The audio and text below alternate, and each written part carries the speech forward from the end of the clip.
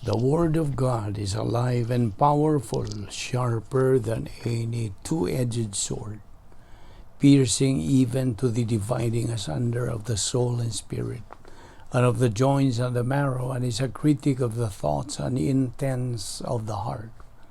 All Scripture is God-breathed, and is profitable for doctrine, for reproof, for correction, for instruction in righteousness, that the man of God might be mature, thoroughly furnished unto all good works.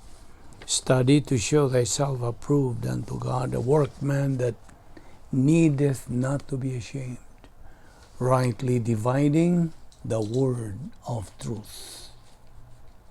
Welcome everyone to our daily Bible study, and this is a bilingual version. Og niya pa kita magadupot sa atong tun-anan nga giuluhag doctrinal rationals. And okay, as it has been our custom as doctrinal believers, mga doktrinal magkita nga mga magtutuo og mao man kini atong nandan nga kinahanglan mo gamit kitas prinsipyo sa 1 Juan 1:9 ang rebound technique atong gitawag ginig divine erasers, samtang ang Dios nagamando sa matag magtutuo sa pag flush out tanan nga mga personal nga mga sala nga atong mahinumduman. Nga kita nasayod nga ang mga personal sins are a big barrier to the study of God's Word. So, ato kini flush out gikan sa mentality of our soul in the privacy of our priesthood. Og mao kini ang paagi nga kita mapunan sa Espiritu Santo. Apan alang kanimo dili pa magtutuo, tumuo ka kang Ginoong Hesus o ikaw maluwas. Therefore, magampo ta sa hilom.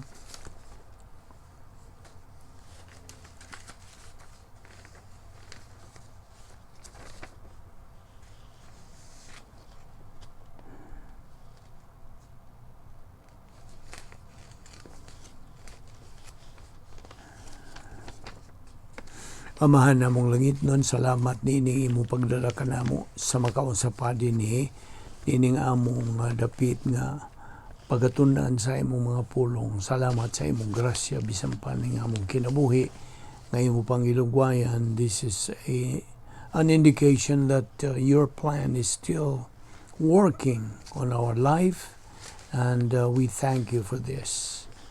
Thank you for our Bible study through the YouTube. This we ask in Christ's name. Amen.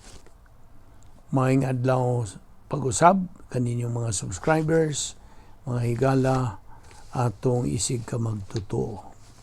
Padayon ta sa atong itun-an ining atong tun-anan nga giuluhag doctrinal rationals. Okay.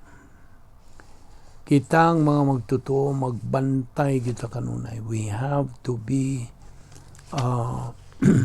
alert, and we have to be vigilant nga dili kita mahog nini mga laang nga giandam sa tanas alang kanato.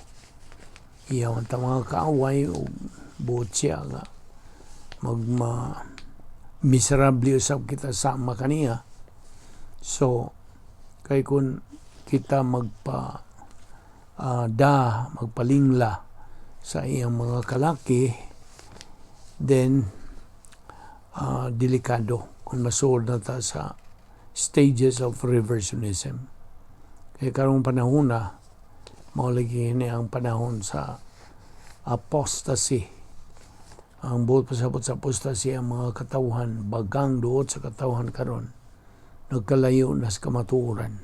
Ang uban mibiya na gyud sa kamatuoran. So there's so many apostate churches nowadays. Og kaya nga naman na sila magatutok, mag-concentrate sa padayon sa pagsibog sunahan sa ilang Kristohanong pagkinabuhi, ilang espirituhanon nga kinabuhi. So, na sila nagalunang na karon sa pagpakasala o nahimulag na sila sa protocol nga plano sa Dios. So therefore, there's a vacuum of the soul among believers of today who are negative to the Word of God. Thus, believers should always be aware. Kinahanglan masayod sila o makalinggat sila nga. You should always beware of the fact that we are presently living in a very perilous times. A time of lawlessness, a time of evil. Hence, believers badly need Bible doctrine with which to redeem or purchase the time. Again, tungod kay ang panahon, dautan, as what Ephesians 5:16 says. Naon sa may gisulti diha sa Episo 5:16. Basaha ka na. Nag-ingon ka na, redeeming the time because the days are what? Evil.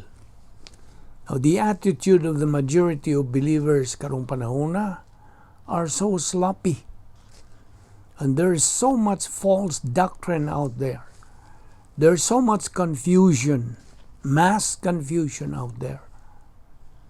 Now, kita actually, we are going right to the darkness of medieval times. The Middle Ages. That was a period of monstrous darkness. A period of great demonism in Europe. A period of the vacuum of the soul. So, we are now going to note the beginning of that concept in the doctrine of reversionism. Asa man gyud magsugod kining reversionista, ang kining reversionism? It begins in the vacuum of the soul. Katulaging 8 stages of reversionism.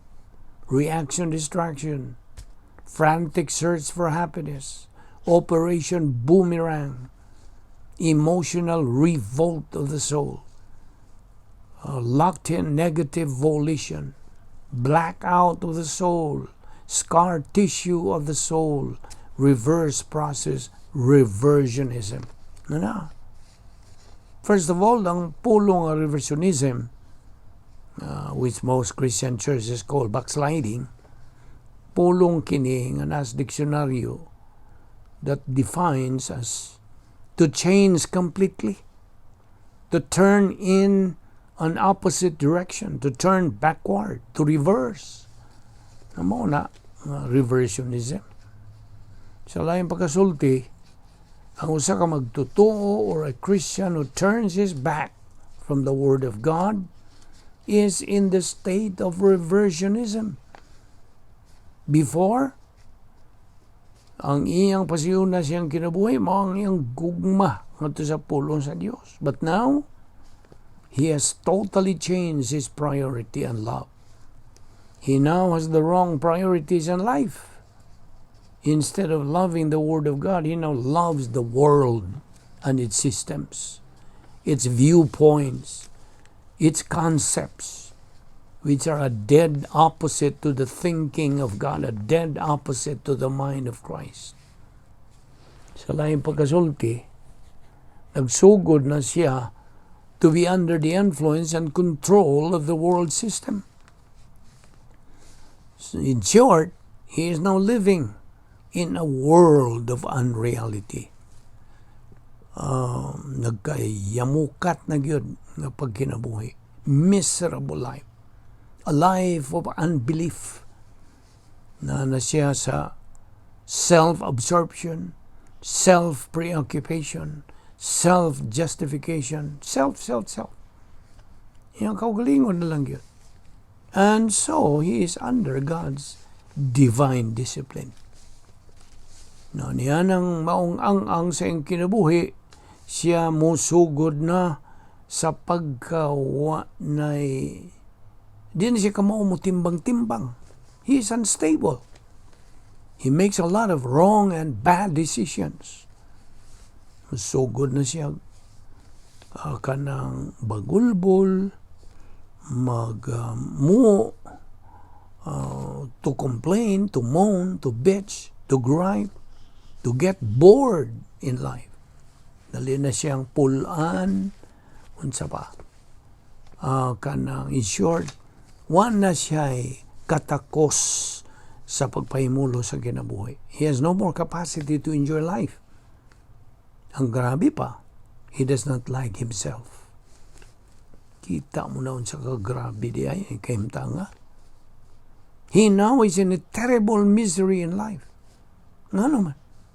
Tungod kay si Satanas, God's arch enemy, kanang nagmalampuson siya, has successfully gotten a hold of him sa pag-influensya sa mga demonic viewpoints ni Satanas nganha kaniya. Kita mo? Ug sanglit si Satanas mao may kinaluoyan, miserable creature of God. Kini si Satanas mismo. Buot nga ang matag magtotoo will be distracted from the Word of God, thus become miserable like him. Dumdum ka sa prinsipyo. Misery loves company. Na, buot siya, ikaw mamiserable po, sama niya. Kapan siya may the most miserable creature of God. But always remember the doctrinal principle. Once a believer, always a believer. Na ni mo gudawat ka ba niya na? Once a child of God, always a child of God. Kanang mao magtutuo nga naan las pagka-reversionista, wa siya kawadi sa iyang kaluwasan, no. His salvation is intact. Masama niya itong prodigal son, he is still given by God the Father to come back to his arms and begin once more his wonderful, supernatural way of life, filled with God's blessings, successes, happiness, promotions, and prosperity. Apan sa atong nasayran gikas doktrina, kini nagaagad sa iya sa magtotoo nga kabubuton. It's all a matter of volition, a matter of choice. And that is how the principle came out, as man is always a product of his own decision. You see? Mao ni mga punto nga kinahanglan atong matngunan kanunay.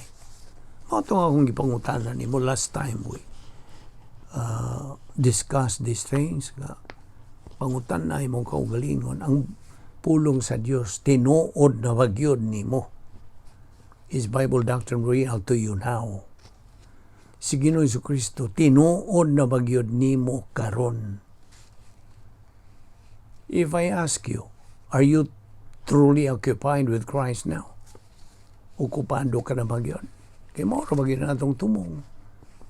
As part of our spiritual momentum, we must truly be occupied with the person and character of Christ. Dahil pangutana, are you now living your life in the light of eternity? Nagkinabuhi ka ba as if today is your last? Nagasugod ka ba kanang salig, sa ligon nimong pagsalig, ngadto sa Ginoo with all your heart? Wa ka na mo sandig sa imong kaugalingong kaalam in all your ways. Do you acknowledge Him as your Lord and Savior, and so He shall direct your paths? Proverbio 3:5-6. Now, kung ikaw makatubag din sa positibo nga pagi, ikaw ana sa ang sa espirituhanong pagkahamtong, and you are now starting to glorify God. What a wonderful kanang experience is that. You are now living the life beyond gnosis. Yung ikaw, usana ka invisible hero. Okay. Mo singit na puntagbahin ining doctrine of death. Na po uban may yung na po ni. Di kumuha nga maghisgot. Okay, ug di ta maghisgot ni libre ka mamatay. Okay, now let's talk about the doctrine of death. Death, by the way, is part of life. Bahin kinis kinabuhi. But actually, death is just the entrance to eternal life for a believer. Kung ikaw magtutuo karon, this is the entrance ngadto sa eternal life. As Paul said, sa gisulti ni Pablo sa Philippians 1:21, "For to me, to live is Christ, to die is profit." Ganansya. Remember, God's word is the mind of Christ. 1 Corinthians 2:16. If you are living the unique spiritual life now, then you are living the life beyond gnosis. O ikaw invisible hero na.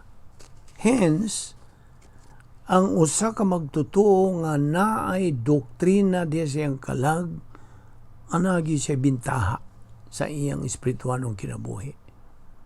Ug ang kamatayon sa usa ka magtutuo is the desert, siragana sa kinabuhi. Nakadungog ka. Dying for a believer is the desert in life. But this kind of life, kind of dying, is what is called dying grace. Duha man kamatang sa kamatayon sa kamagtutuo. Dying grace o unsa kanang dying for discipline. Okay? Okay.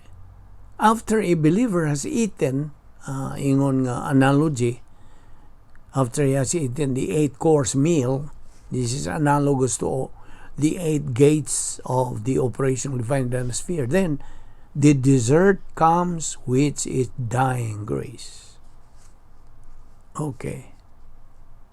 Remember, all of life is decision making. Basta? Of course, we make a lot of decisions in life, either good or bad.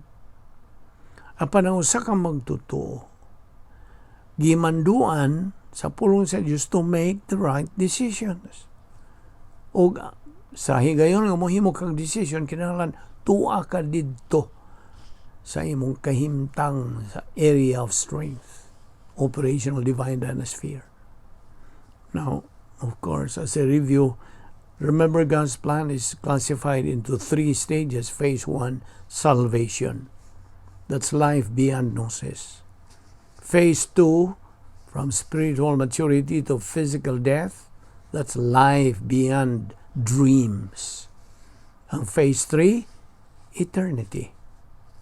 Ephesians 3:19 says, "And to know the love of Christ, which passeth knowledge, that ye might be filled with all the fullness of God."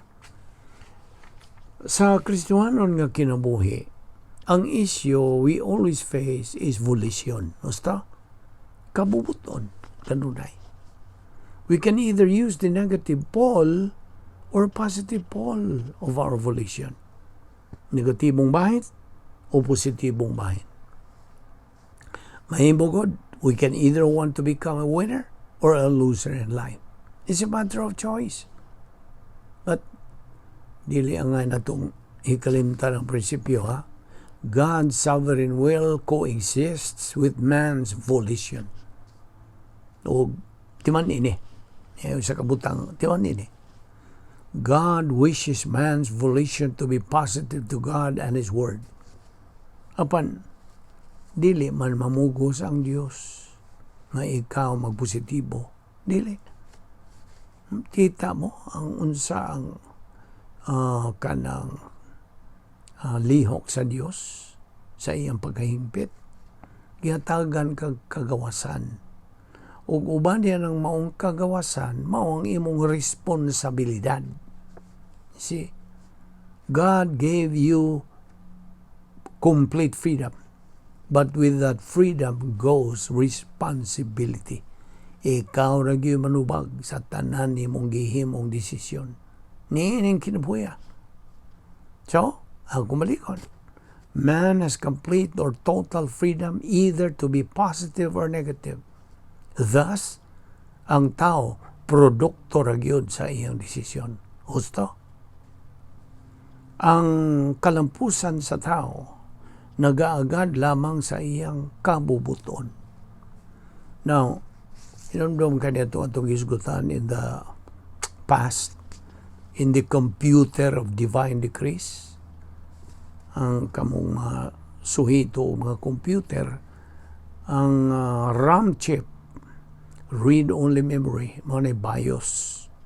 Ang prompt chip, now this is analogous to the following: election and predestination is only for believers.